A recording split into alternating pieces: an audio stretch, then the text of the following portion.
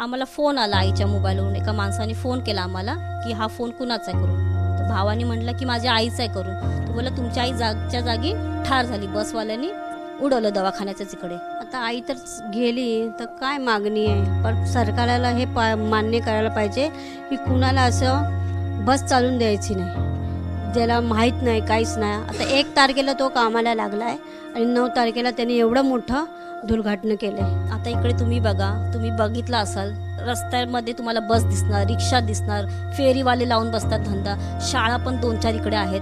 मग असं दिवसा घटना झाली असती तेव्हा पोरं शाळेतून सुटली असती तर त्यांची जबाबदारी कोण? संध्याकाळची एवढी भीड असते आणि त्या बसवाल्यांनी हापा खोला पूर्ण, त्याने बस पूर्ण किती जणांना रोंदून गेला तो. आणि ऐकलंय की असं ड्रिंक केलेलं त्याने. 1 तारखेपासून तो कामाला लागलेला. काय बोलणार आता, आईच नाही. सरकारला पण आमची जबाबदारी घ्यायला पाहिजे ना. मग आता आम्हाला कोण देणार घर, आमचं कसं चालणार मग? कुर्ला येथील अपघातात आतापर्यंत तब्बल 7 जणांचा जीव गेलेला आहे, तर 49 जे लोक आहेत ते जखमी आहेत आणि यातील एक मृतक आहेत त्या म्हणजे कनीस अन्सारी, ज्या कुर्ल्याच्या रेल्वे स्थानकापासून अगदी जवळच राहत होत्या. त्या इथल्याच एका देसाई हॉस्पिटलमध्ये कामाला होत्या. ज्यावेळेस त्या कामावर गेल्या, कामावरून हॉस्पिटलच्या आतमध्ये जात असतानाच बाहेर अपघात घडला. त्यामध्ये त्यांचा दुर्दैवी मृत्यू झालेला आहे. कनीस या त्या रुग्णालयामध्ये गेल्या काही वर्षांपासून काम करतात आणि काल अपघात झाला होता. माझ्याबरोबर त्यांच्या 2 मुली आहेत, त्यांना 2 आणखीन मुलं आहेत आणि ह्या 2 मुली अशा प्रकारचा संसार आहे. त्यांच्या आई ज्या आहेत त्या या संसाराला मोठा हातभार लावत होत्या. काय सांगाल, नेमका हा अपघात घडला त्यावेळेस आई कामावर निघालेल्या होत्या, किती वाजताच्या दरम्यान कामावर जायच्या, किती वर्षापासून काम करतात? आई 10-11 वर्षापासून काम करते ना. रोज तर आई 1 हप्ता नाईट असतो आणि 1 हप्ता डे असतो. घरचं काम चालू तर आईने 2 आठवडे नाईट घेतलेले. रोज आई 8 वाजता जाते. काल आई 8:45ला निघाली, 9 वाजता असा हादसा झाला. आम्हाला फोन आला आईच्या मोबाईलवरून. एका माणसाने फोन केला आम्हाला की हा फोन कुणाचा आहे करून. तर भावाने म्हटलं की माझ्या आईचा आहे करून.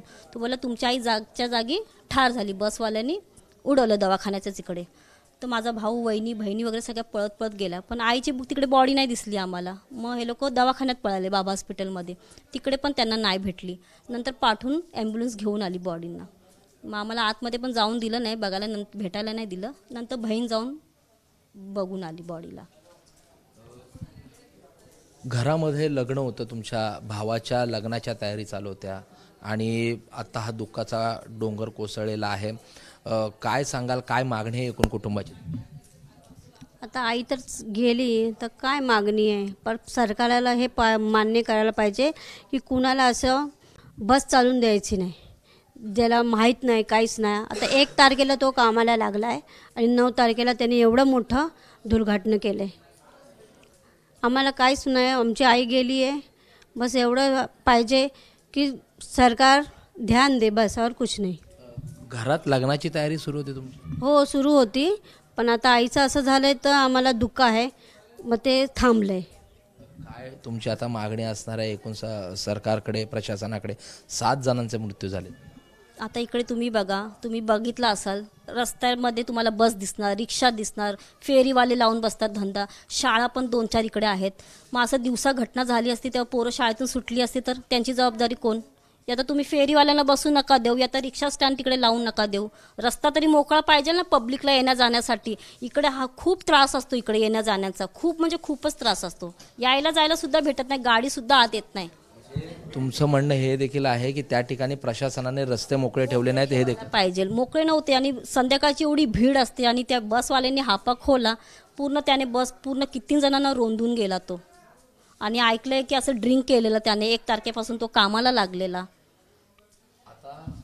या सगळ्या स्थितीमध्ये घरामध्ये कोण कमवतं? आईच कमवते? आई कमवायची आणि एक छोटा भाऊ. आता आई नाही तर कसं घर चालणार?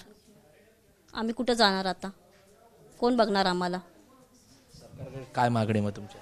आता काय बोलणार, आता आईच नाही. सरकारला पण आमची जबाबदारी घ्यायला पाहिजे ना. मग आता आम्हाला कोण देणार घर, आमचं कसं चालणार? मग थोडी मदत तर करायलाच पाहिजे सरकारने. जेवढ्यांना त्रास झालाय, जेवढ्यांचं हे झालंय, त्यांना सगळ्यांना तुम्ही मदत करा आणि काळजी घ्या ना. रस्ते मोकळे ठेवा जरा येण्या जाण्यासाठी. खूप त्रास होतो. लहान लहान पोरं शाळेत येतात जातात, कॉलेजची पोरं जातात वगैरे. मग असं कसं चालणार? माझ्याबरोबर अन्सारी यांचं कुटुंब आहे. दोन्ही मुली आहेत. आईल गमावलेली आहे. भावाच्या लग्नाची तयारी होती, या लग्नाच्या तयारीमध्ये ते सगळे कुटुंब होतं, मात्र आता दुःखाचा डोंगर त्यांच्यावर कोसळलेला आहे. या प्रकरणी जे दोषी आहेत त्यांच्यावर कारवाई करावी आणि रस्त्याच्या दुतर्फा ज्या पद्धतीने मोठ्या प्रमाणात अतिक्रमणं आहेत, चालायला जागा राहिलेल्या नाहीत, फेरीवाले असतील, अनधिकृत पार्किंग असेल, याच्यावर देखील प्रशासनाने कारवाई करणं गरजेचं आहे. आणि कुटुंबाचा एक मोठा आधार जो आहे तो हरपलेला आहे. त्यामुळे सरकारने लवकरात लवकर या कुटुंबाला देखील मदत करावी अशी मागणी या कुटुंबाकडून केली जात आहे. कॅमेरा पर्सन रुपेश शेलारसह प्रशांत बडे, एबीपी माझा, मुंबई. एबीपी माझा, उघडा डोळे बघा नीट.